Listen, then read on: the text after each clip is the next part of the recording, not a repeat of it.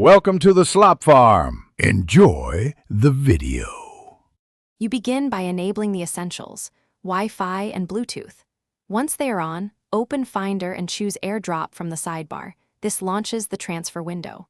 Make sure your max visibility is set to everyone or contacts only so recipients can appear. If you use contacts only, confirm contact info matches. This prevents missed peers. Now look for the recipient's icon in the window. When it appears, you're ready to pick a file and initiate the send.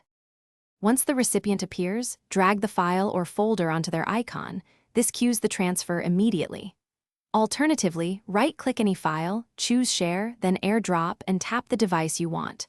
You'll see a progress ring or bar. Small photos finish quickly, while videos or large archives take longer. If the recipient must accept, they'll get a prompt. Make sure they click Accept.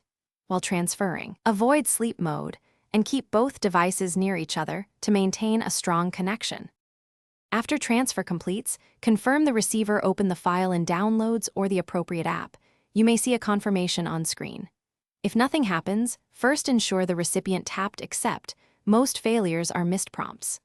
Once done, try toggling Wi-Fi and Bluetooth and restart Finder before attempting again.